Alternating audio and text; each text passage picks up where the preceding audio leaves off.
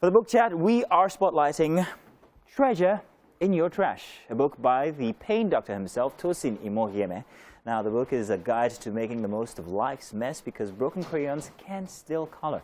The pain doctor is an emotional intelligence expert, an author, and a therapist. And guess what else?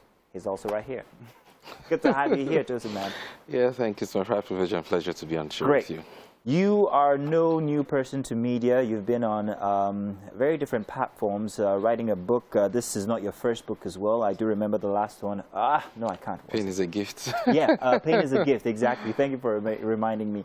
And it's good to have this book again here. And I'm going to tell you something about what I thought when I read it. But first off, I'm going to go right to the back and tell you that you spared no detail in letting us know exactly all the places that you've been. I mean, it's all over the page on there, but very interesting. Now, as a guide to life itself, it's a very interesting book, and the format of the book where you talked about, well, you started by encouraging people and then went on into the details of how you can actually make mess into treasure. Let me put it that way. But first off, the inspiration for the book, exactly where did it come from? Well, I think I have a story which it was the inspiration behind my first book, Pain is a Gift. I went through pain myself. And I often say that when pain struck me, I died to who I was to give birth to who I'm still becoming. So at some point in my life during the days when I was still trying to make a meaning out of my life, I heard that phrase, from someone, there's still treasure in your trash. And then, it struck me, and I was going to write an article on it. I actually did, but I saw it becoming more than just an article.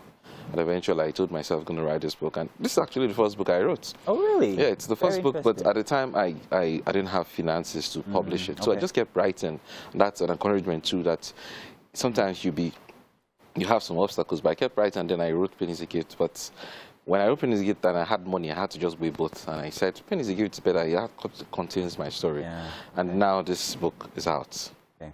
I'm going to read an excerpt from your chapter 4 here, the life lesson to that chapter there. It says, need I say more? Gale said it all in his epitaph, as Napoleon Hill would often say, failure cannot cope with persistence. Yes. In other words, amidst his innumerable failures, Gale knew that there was still treasure in his trash. Yeah. That's why Swami said, great work requires great and persistent effort for a long time. I want to talk about that exact thing, that nuance to most of our suffering and surmounting most of our suffering, persistence.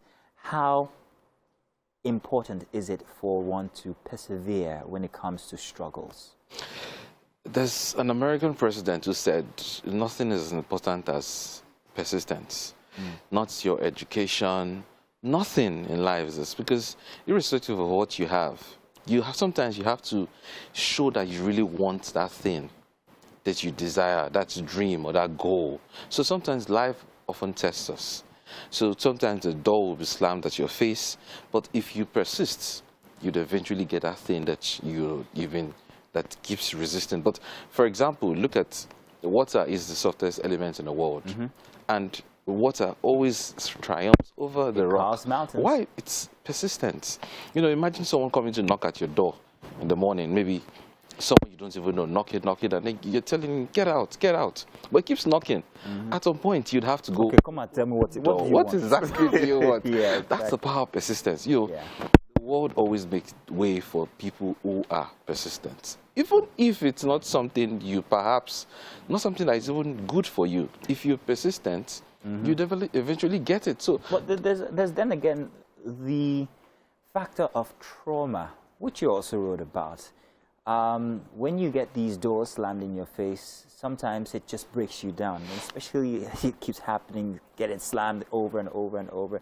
To the traumatized person, how can this book help? Now, you see, this book, first and foremost, if there's a saying that if you want to know how the road or how the journey is, you ask those who are just coming back. They will tell you how the road is ahead. Now, trauma is not something new to the world. A lot of people have been traumatic, even the biblical heroes that we used to have at the time.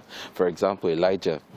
Elijah prayed, and fire came down from heaven and it burnt the prophets of Baal. But what happened? He had the power to tell God, or he had the power to command fire down on earth. But afterwards, Jezebel threatened him. And what did he do? He ran away. And he was telling God, I want to take my life. Now, if he had the power to bring down fire from heaven, then who is Jezebel? So the challenge is, it's not actually our circumstances that breaks us, it's our mind. There's something called mind imprisonment. That's the point where your mind overwhelms you. The greatest asset given to mankind is the mind. Unfortunately, it's so robust, it's so magnificent that sometimes we fall short of being able to manage it. So when we go through trauma, we often feel that, you know, we're now trash and there's no light at the end of the tunnel. But the truth is, we have something called comeback power. Yeah. If you, for example, get injured, you see that by nature, your wound starts to heal itself. Whether you take medicine or not, that's just your nature. So when we go through challenges, for example, you lose a loved one, you see that, of course, you get traumatized. But after a while, you see that you start healing. Oh, the challenge... This was only just 2 weeks ago. The challenge is, while you can see your body and see that it's healing itself, you can't see your soul. Yeah. So you can't really decipher that, oh, whether I'm healing or not. But we often heal with time. It's erroneous. We often say time heals our wound, but it's not time. It's the power within us. So we have the challenge with the world is this, that we're often told more about our limitations as opposed to our potential. And sincerely, when I tell people that the phrase "you're fearfully and wonderful made," people do not know the weight of that statement. Wow, interesting. Now you talked about challenge, and you also talked about death.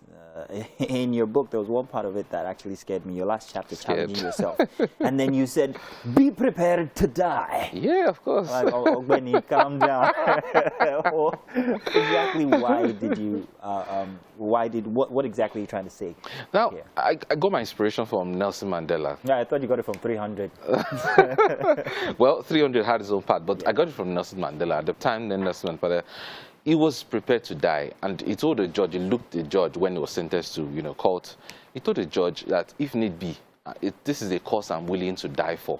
So if you're willing to give up your life for that thing you really desire, trust me, life will serve it to you on the golden platter. So the thing is, sometimes we want this thing, but like I said earlier, life wants to know how much we want it. We want it. So if you're willing to put in your very best, I often say that, you see, some people succeed because they're destined to, but most people succeed because they're determined to.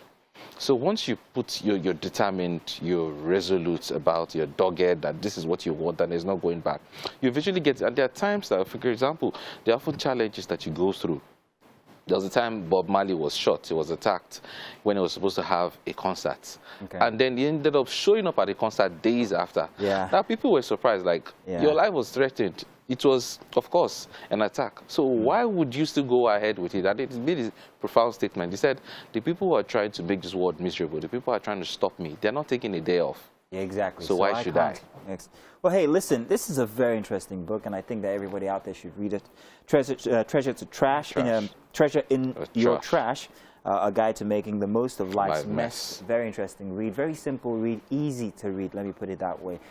Thank you very much. You're welcome. Always a pleasure to see or hear you on all the different media platforms that you've been on. All right, tell you what, ladies and gentlemen, if you're out there, do stay tuned. We still have plenty more. And, of course, we'll be giving you details on exactly how you can send messages even across to our guests here. We'll be back. It's Still Wake Up Nigeria.